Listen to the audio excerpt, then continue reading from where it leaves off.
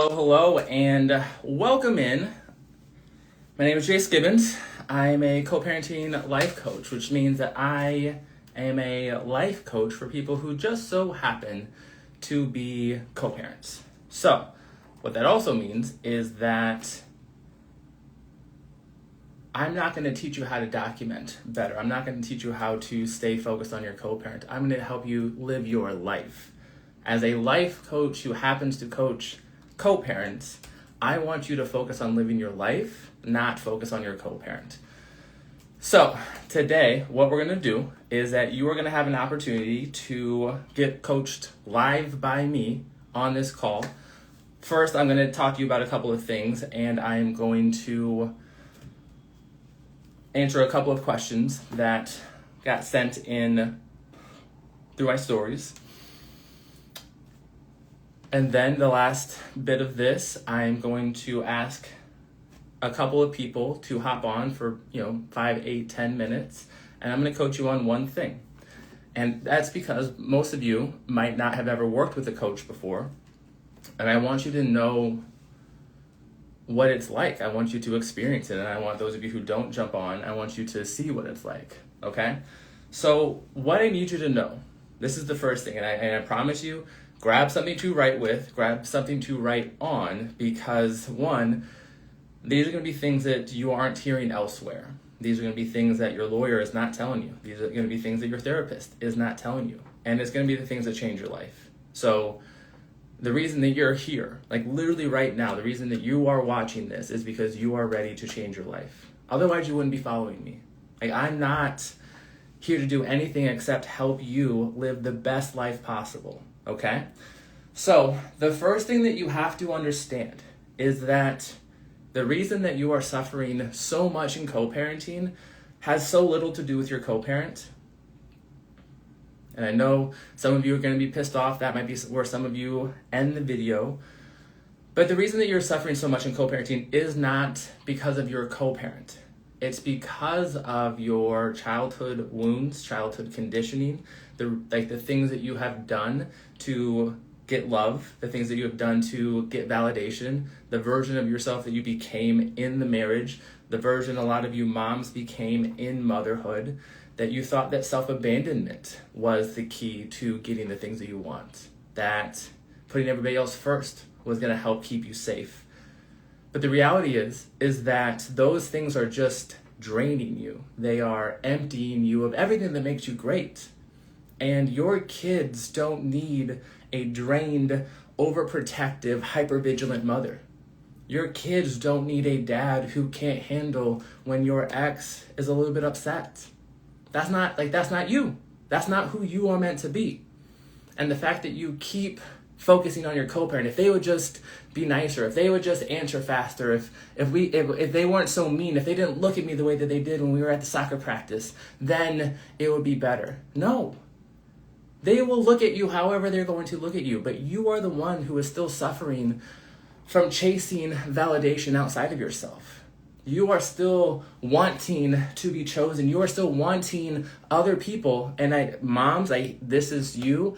You are still wanting somebody to come in and tell you what to do. Whether you want to admit it or not, every mom that I've ever coached, part of the reason that they come to me is because it feels like I have the answers. And then they're like, Jay, just tell me what to do here. Just tell me what to do. I don't do that. I don't tell you what to do. I trust that you know what to do. You just have a hard time doing it. Do you hear me?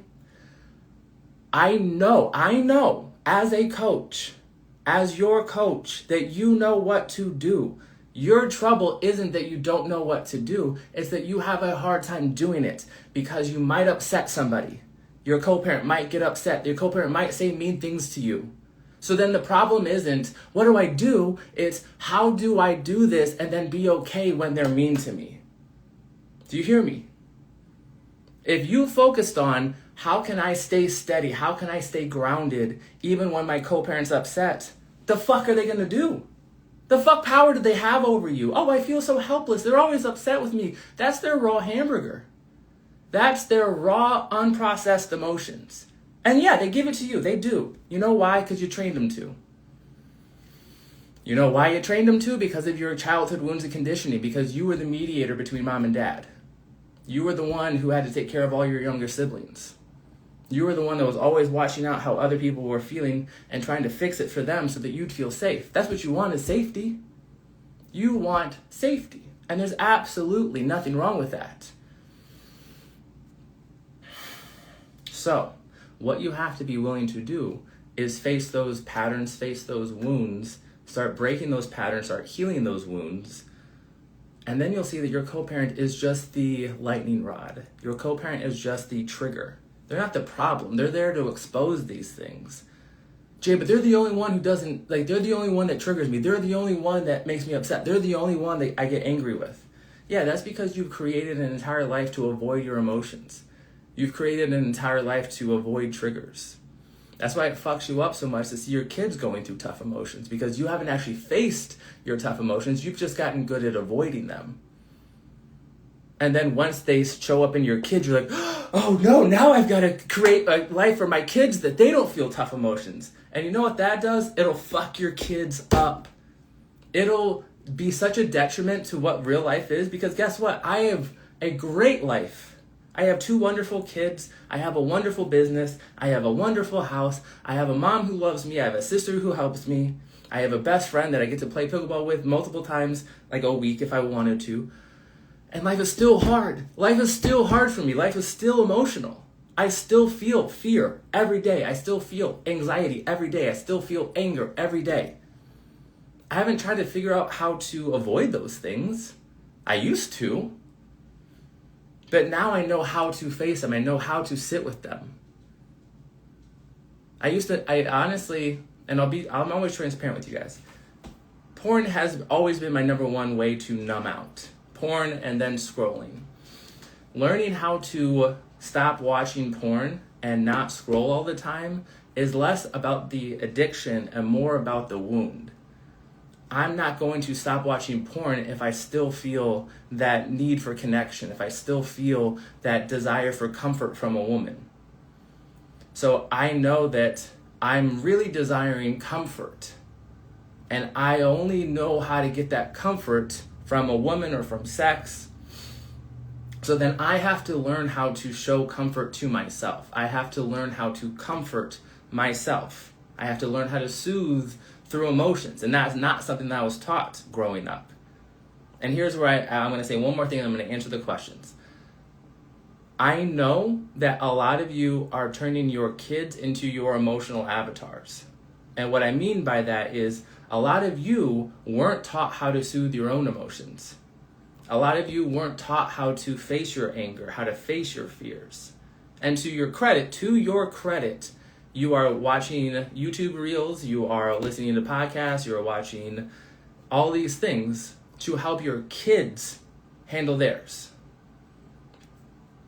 But then you're still not facing yours. You're just trying better and trying harder to avoid your tough emotions, to avoid your anger, to avoid your grief, to avoid your sadness, to avoid your anxiety. So you want your kids to be able to face their tough emotions, but then you aren't facing yours. That's why you don't like being alone. That's why when your kids aren't with you, you stay busy, you work, you scroll, you fill your time. You literally fill your time from the minute you wake up to the minute you go to bed so that you don't feel anything. Because you hate it. But then you complain about, feeling controlled. Your co-parent doesn't control you. Your unprocessed emotions do. The things that you're not willing to face, the things that you're not willing to feel, that's what has control over your life. Your unprocessed emotions, your unprocessed anger, because it's coming out in your communication. Your unprocessed fear is coming out in how you read the messages. Oh, they're just trying to control me. Oh, they just want to hurt me. No. They are just living their life and you are being hurt by them. Yeah, Jay, but they say such mean things. Yes, they do. But 99% of what your co-parent says and does is about them. And that's why it's raw hamburger. So if you eat the raw hamburger, you will get sick. If you eat the raw hamburger, that is their insecurity. That is their inadequacy. That is their grief. That is their anger. That is their fear. You will get sick because you're eating their fear. You're eating their inadequacy. And this is what I need you to understand, is that you can tell me all of the mean things that they say to you. What do you say to you? What do you say to you? How do you talk to yourself? What are the stories going on inside your head? I promise you, you are manifesting your future right now. You are manifesting your life. Co-parenting with them is impossible.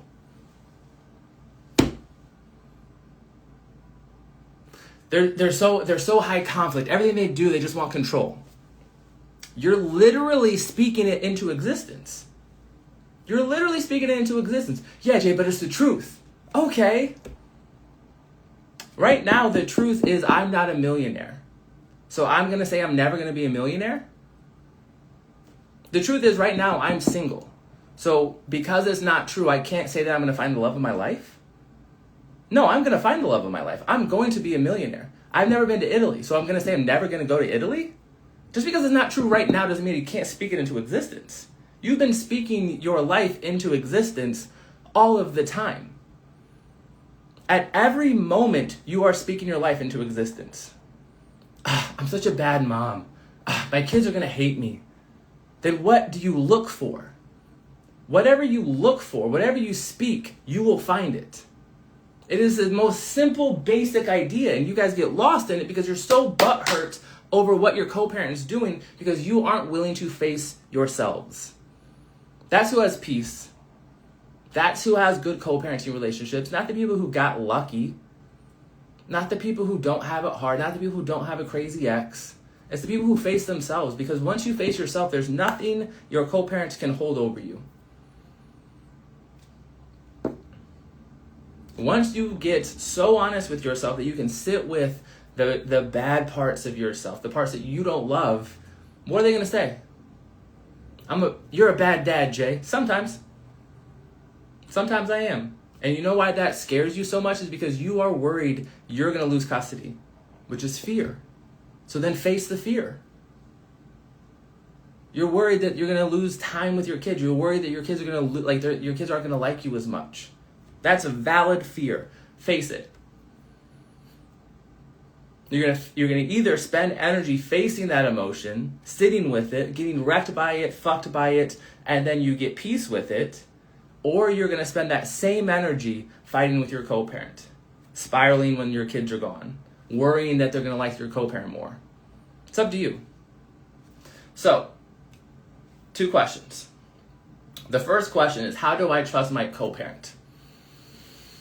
And I am going to just light you up so much because this is the easiest question to answer. And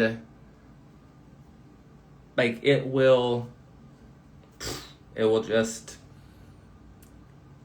I have 2 of my creators on here right now. The creators is my 12-week program for co-parenting moms. That is just, it's all about finding yourself. It's all about doing the things I'm talking about right now. So they know probably what I'm going to say. How do you trust your co-parent? Number one. This is a 2-parter. You trust your co-parent to be who they've shown you to be. Okay? Your co-parent is incredibly trustworthy. Your co-parent is incredibly consistent.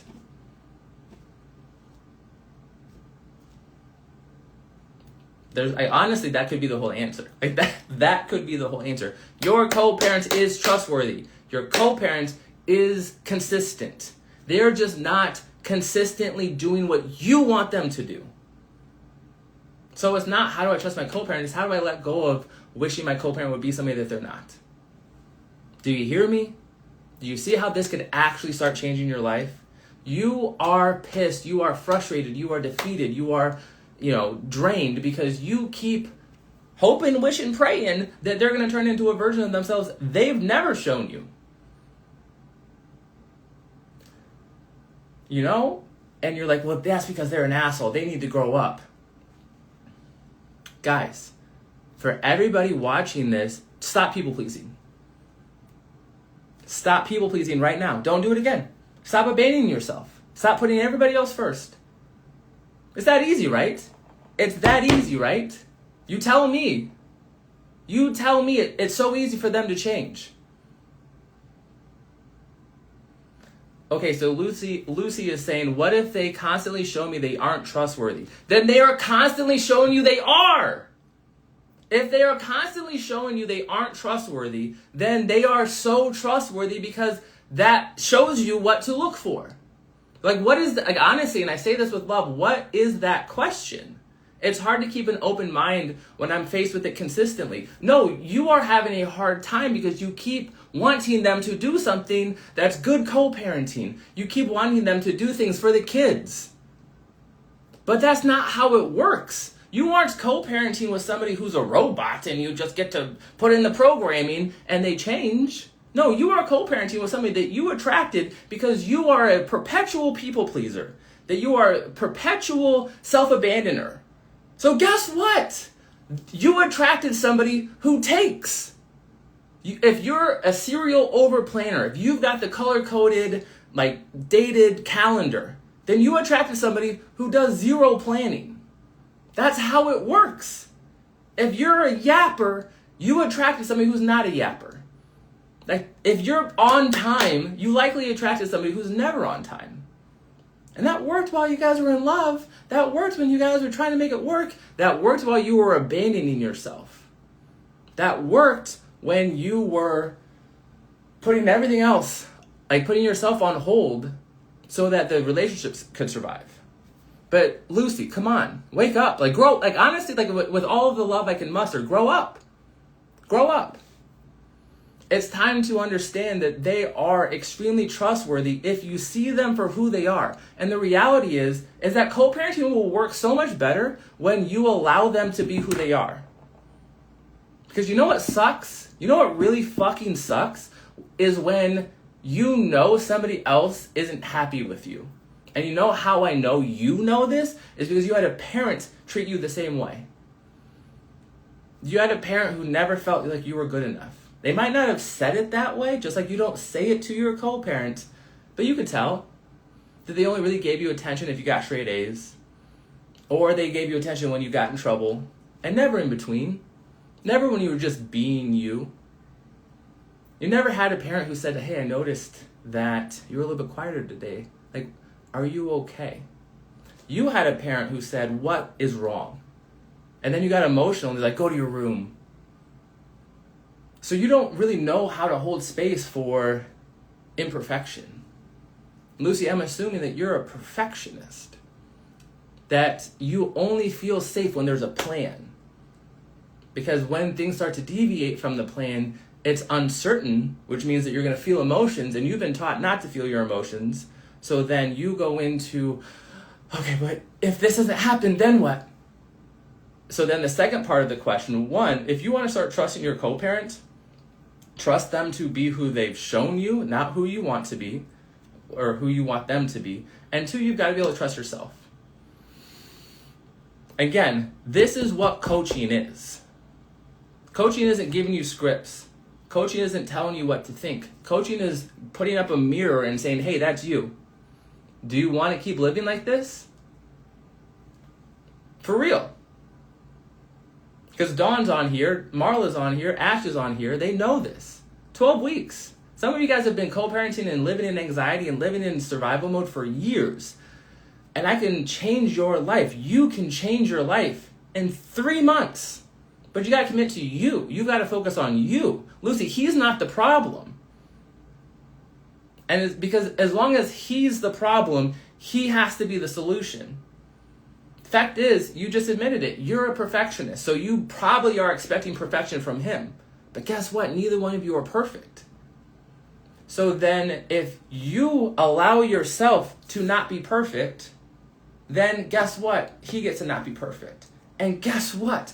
If he gets to be not perfect and you get to be not perfect and you just get to show up as you are, that's co-parenting. Then you're not trying to measure up to some standard. Some of you are still trying to get straight A's. There's no honor roll in co-parenting, guys. There's no fucking honor roll in co-parenting. Nobody's going to come up and give you a gold star or put a fucking extra special sash on your cap when you graduate. It's not happening. So you've got to start understanding that you get to be imperfect. Yeah, Jay, but then they're going to use that against me. Not if you own it.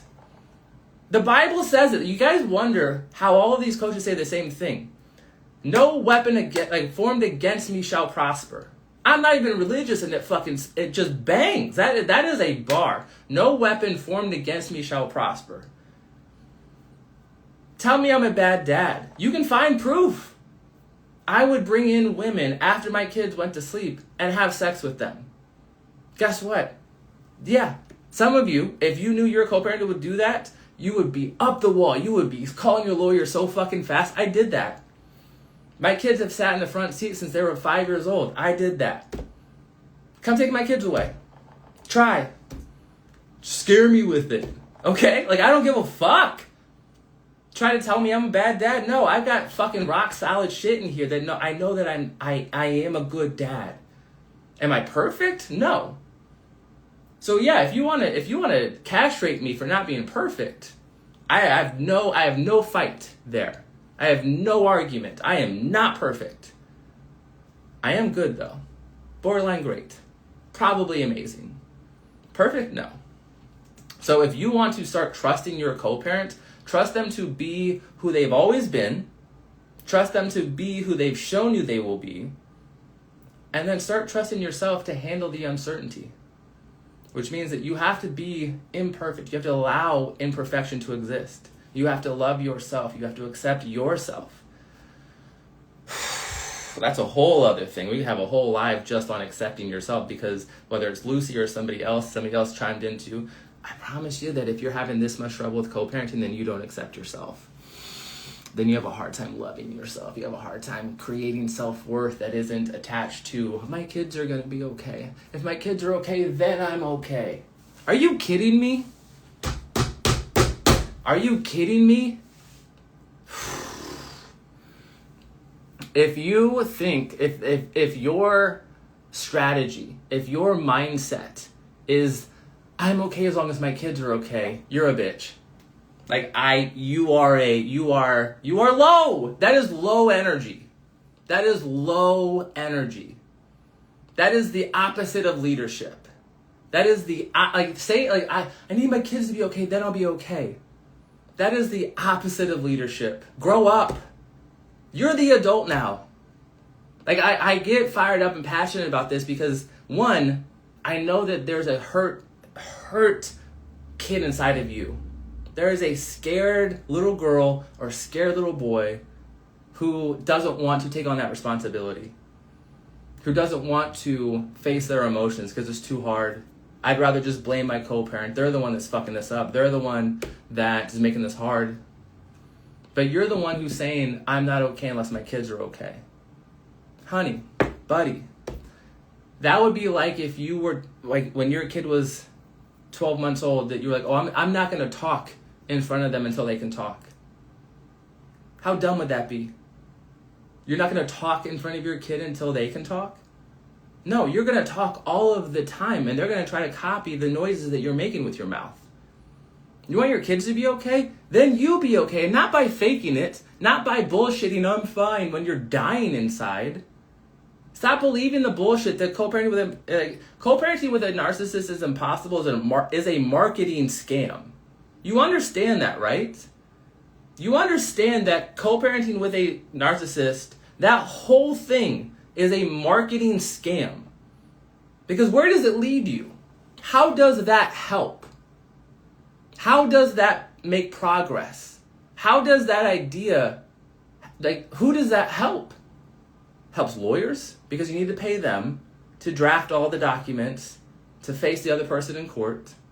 It helps therapists, because they can just show you all the ways that your co-parent's a narcissist and show you all the ways that it's impossible. They can help you diagnose your co-parent. It helps the GAL, but does it help you? Well, Jay, now I know what to expect from them. So then you're focused on them. All your attention is going to them. which is more continuation of the wounds and of the patterns that you've had since childhood, that you don't fucking matter enough to be cared about. That nobody said, hey, how are you? You know what? That's why people cry every time I talk to them in a one-on-one. Because for the first time, sometimes ever, I'm asking, hey, how are you doing? Not what's the latest thing your co-parent's done. Not how are the kids. How are you? And they'll say 2 words and then start getting choked up. Because nobody asks them that. Nobody creates space for them. So some of you are following pages that follow me that they're trying to get better. They're trying to learn. They're trying to heal, but they're keeping you in survival mode. They're keeping you focused on your co-parent. That's some bullshit. That is some fucking bullshit. Document better, document harder. To what end? Because you're scared you're going to lose your kid. So you could document harder or you could face that fear. To be fair, you could do both. And I promise you, if you started facing your fears, you would document less. Are there some things that you might still have to document? Yes. But documenting is the adult version of tattletelling. Okay? I'm going to say this again. Documenting is the adult version of tattletelling. And some of you were some motherfucking tattletales growing up. Johnny's cutting in line. Johnny didn't let me have a drink at the drinking fountain. Johnny threw the ball at me too hard. You know what that turns into? John was late to pick up 3 times in a row. John told the kids that I'm a bad mom. John told the kids that I'm the reason that we broke up. It's a motherfucking tattletelling. You know, as a kid, if my kids are like, Dad, am I supposed to tattletale? Yeah, if there's blood, if somebody's being like truly hurt, and other seriously dangerous things. The rest of it, I trust them to figure it out. And some of it, even if Johnny's being mean, Susie's being mean, sometimes my kid is going to have to learn how to handle when somebody's mean to them. Not just run off and get a teacher, not just run off and get your lawyer. Yes, your co-parent might be mean to you. So you're going to spend money and time talking to your lawyer about how mean your co-parent is? Then you are the one who is abandoning yourself.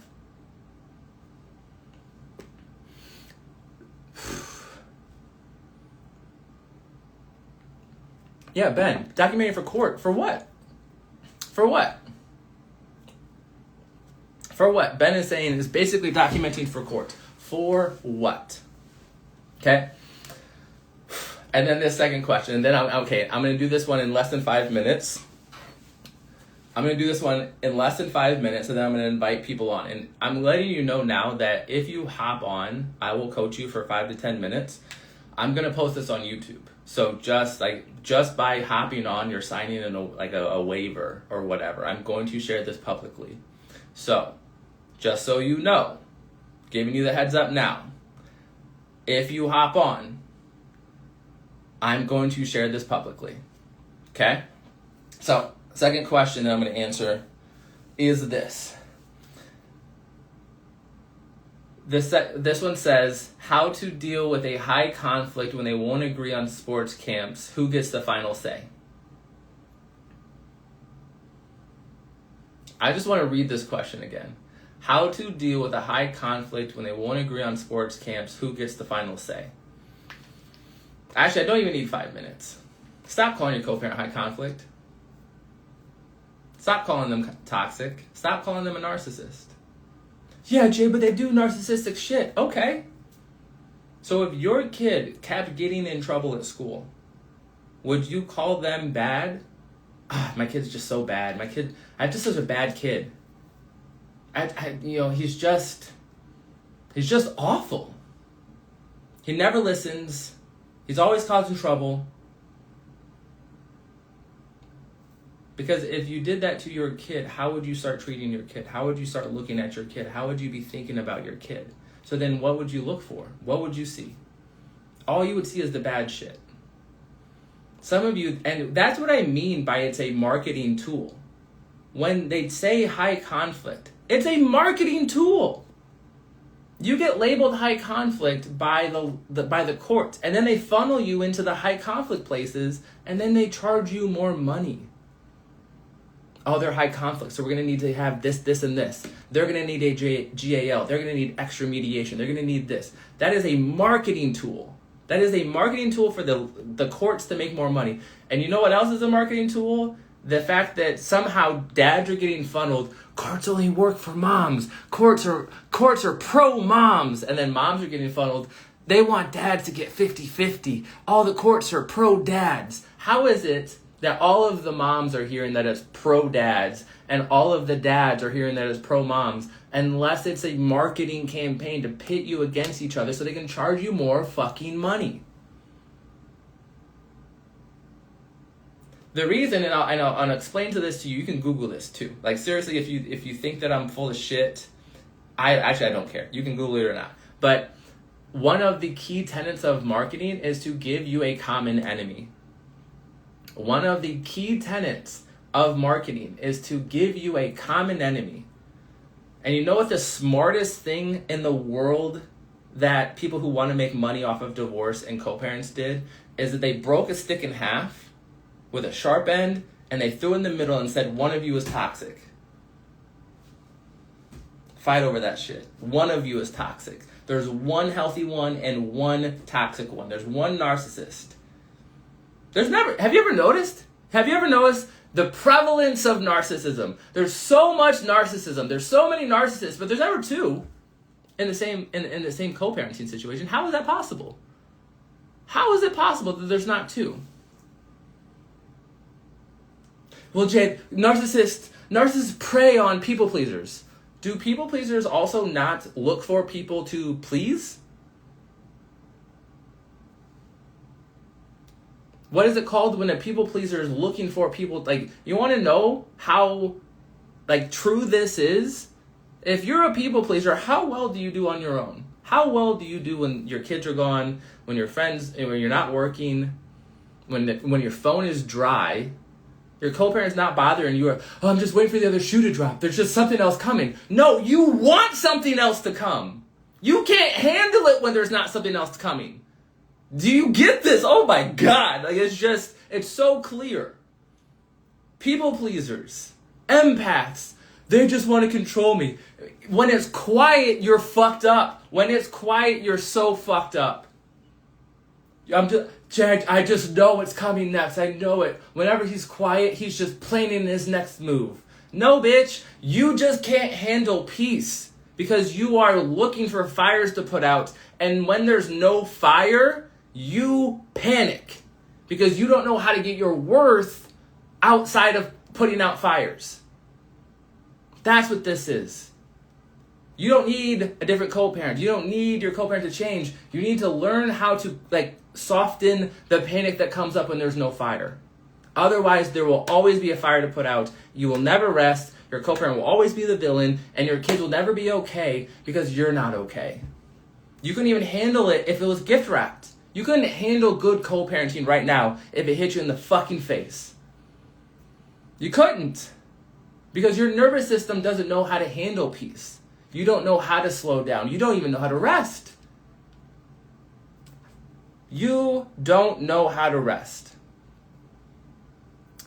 And I'll prove it to you. I'll put a challenge to you, and then I'm going to pull somebody on and I'll coach them, okay?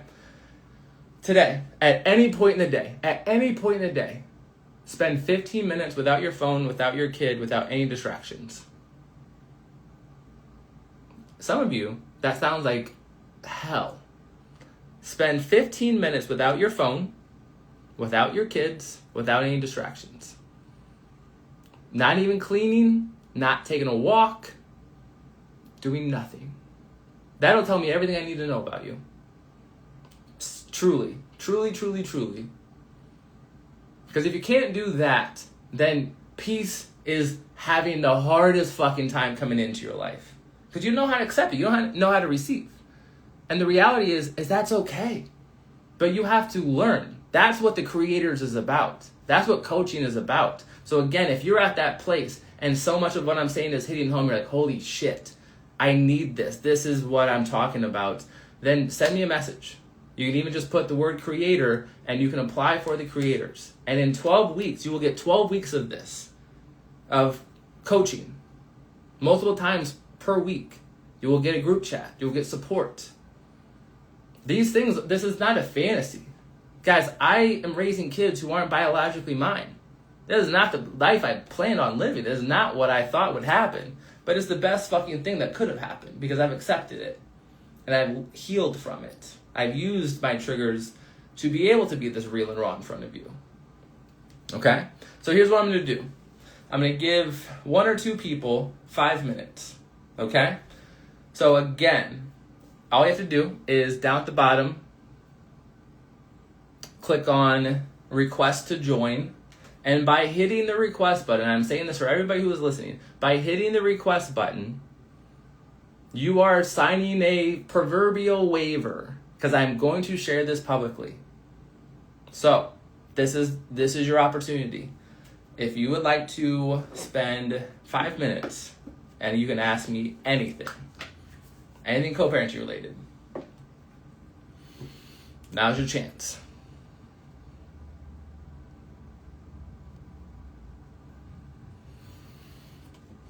It's down at the bottom.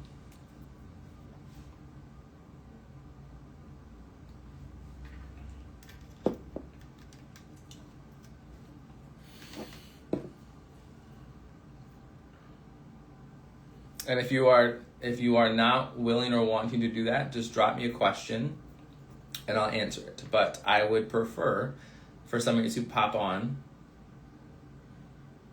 Otherwise, I can be done. I feel like I have...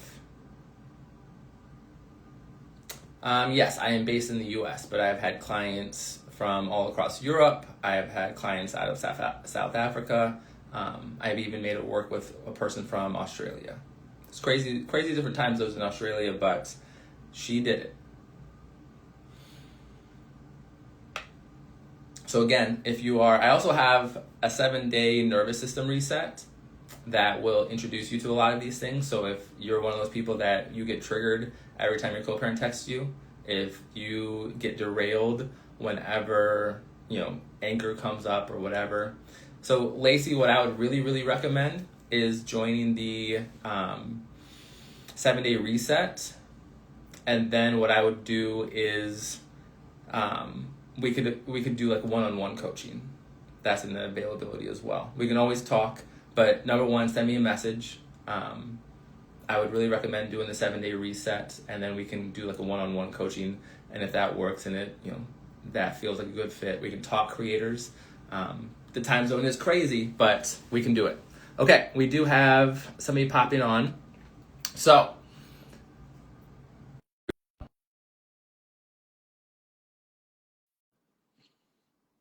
I gave the okay, so she should be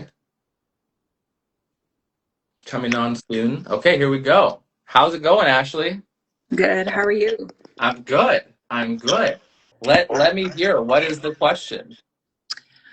Um, okay, so I've been in a little bit of the like school things. So I know we've talked a little bit, but my daughter has been away on a trip with her dad's family. So that was a big thing that I guess I struggled with. Of our parenting plan has it where he gets 2 weeks extended. And for me, it was really tough because he didn't put in his days when our parenting plan said that he should put his days in. So Mm-hmm. it was a lot. It was just a lot for me to try to, again, like you said, be a good co-parent, like try to do what's best for our daughter. She gets to see his family. They do a fun trip every single year to an amusement park. And then so I really struggled with like really what to do, honestly, of like how to be a good co-parent. But it did turn out that I did allow her to go for like a week. And yeah, so it just kind of just like following the parenting plan is tough for me because I want to follow it so bad because I feel like that will eliminate a lot of conflict.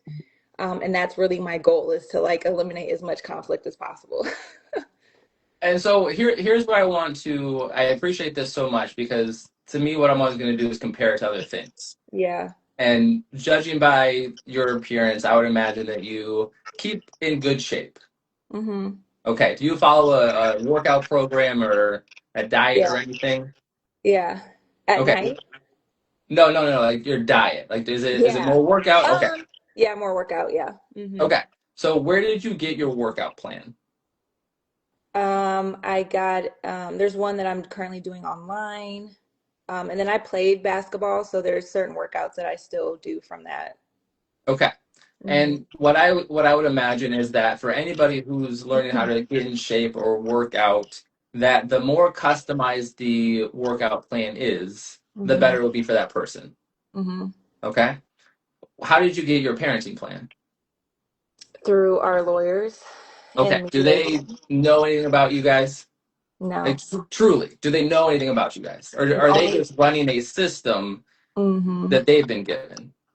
Yeah, no, that's exactly what she said. This is how normal parenting plans are put together. And then we This is kind of how it works for the millions of yeah, people. yeah. The millions of people who need this is what is, so try to fit into this thing that is this blanket idea. Hmm. And what you said is, I want to be a good co-parent, and following the parenting plan is tough. Hmm.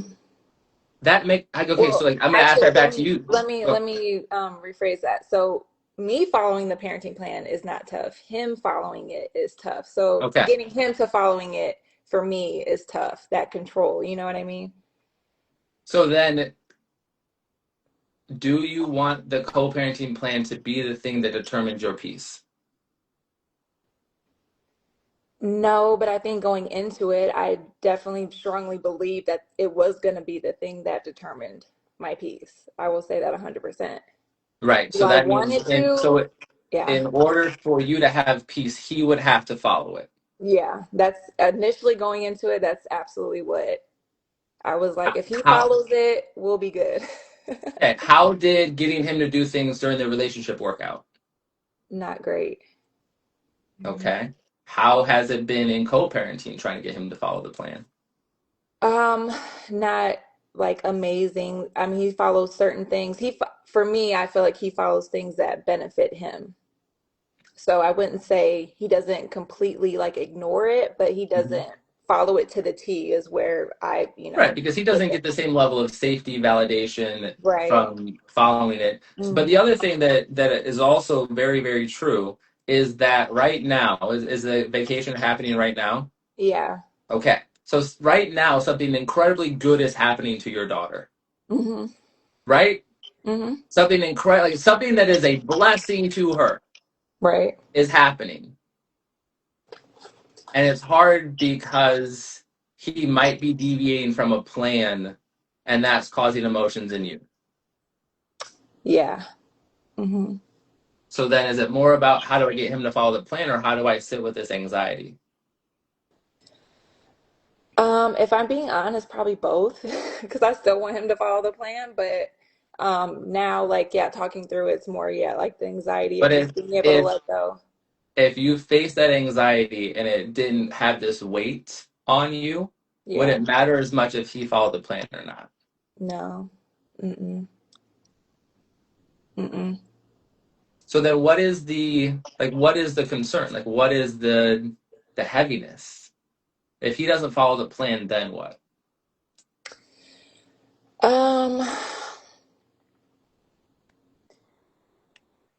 I don't know. I feel like, well, for one thing, there was a lot of like betrayal and the reason why we're even co-parents. So I think even for me, I'm not fully healed from it.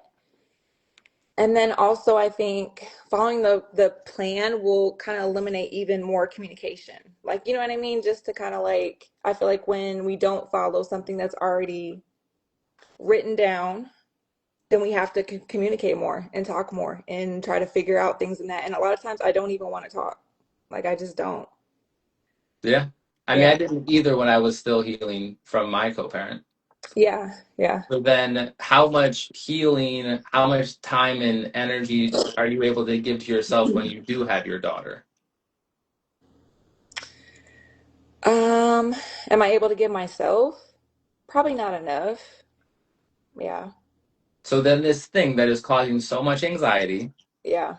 this trip, is giving you this opportunity. You said it. There was betrayal. I'm not healed. Mm-hmm. So then this trip, you could have anxiety the whole time, or you Mm-hmm. could face the fact that, damn, there's still something I'm carrying from being betrayed. Mm-hmm. So I want you to close your eyes for a second. And what is the story that you're still telling yourself about the betrayal? Um, Probably just that I wasn't good enough.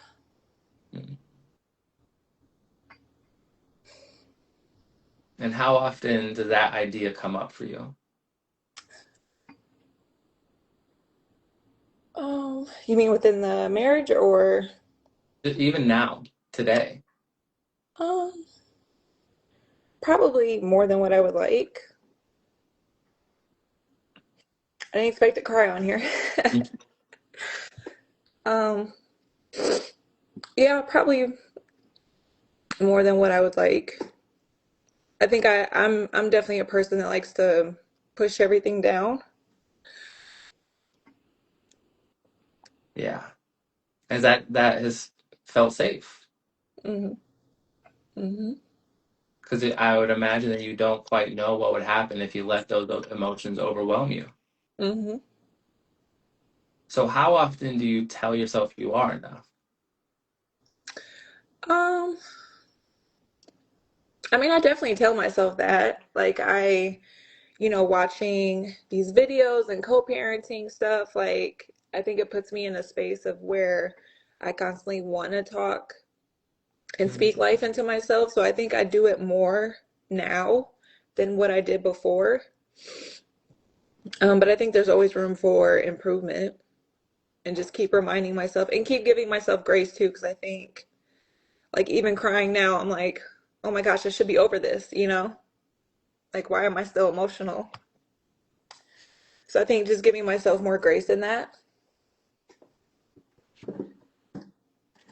Yeah, why am I still emotional? That is the Hmm. root of, I would say, every woman that I've ever worked with.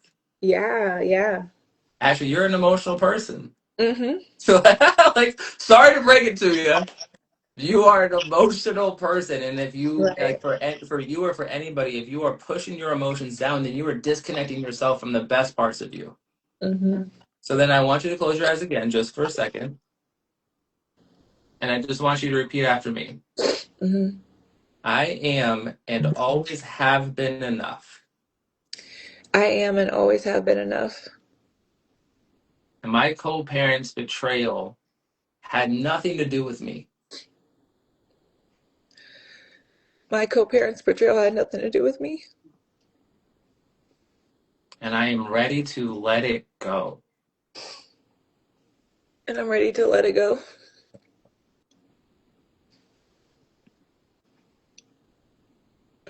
And then just take a deep breath. And I promise you, every time you want to text him or get him to see or get him to follow the parenting plan, if you said that to yourself, Hmm. it's going to give you that power back. Yeah. That's what you need. You don't need a stricter parenting plan. You don't need him to follow it. You need to allow yourself to heal from that. And it's going to take time. It's going to take practice. And it's going to take that choice Hmm. to let it go because there's a part of you that's still holding on to if he will follow the plan, then it'll finally prove I'm enough. Yeah. And we can't have you attached to that anymore. Right. Right. Okay? Yep. Yep. Okay, so can you Good commit to stuff. doing that? Yeah. Okay. Absolutely. All Thank you. right. Well, that I appreciate you. Yeah, thank you too. I think you're gonna have to close out of it. I don't know how to. Oh, okay. How do I do that? Let me see. Here, I'll close out. Thank you. You're welcome. Thank you.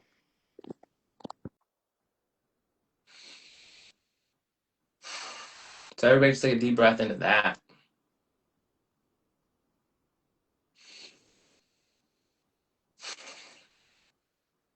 That's not gonna come from a parenting plan. That's not going to come from getting your co-parent to see it or understand it. That's a wound she was carrying.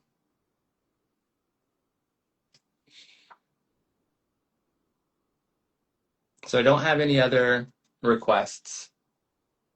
And I feel like for doing this for the first time, that is exactly where I want to leave it. Like I said, I'm going to post this. I know that some of you are going to need to watch that part I just did with Ashley on repeat. Ashley, you are so welcome. And Ashley, thank you for being so brave and being so vulnerable. That's what's possible. Now, what I want you to imagine is that you get that twice a week for 12 weeks. You get that in a group setting with other moms who are facing the same things, who are opening themselves up the same way.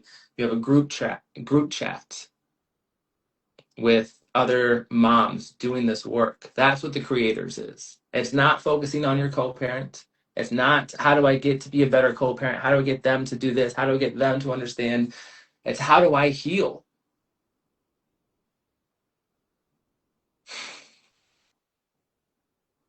And then Lacey, if it's, Ashley has done the 7-day reset. So if you're looking for a place to start, you can check the link in my bio or just send me a message that says reset. I'll send you the opportunity to join that. If you want to do a single coaching session, that link is in my bio as well. And if you want to join the creators is just for moms. But coaching, I coach dads. The reset is for moms and dads. Change is possible.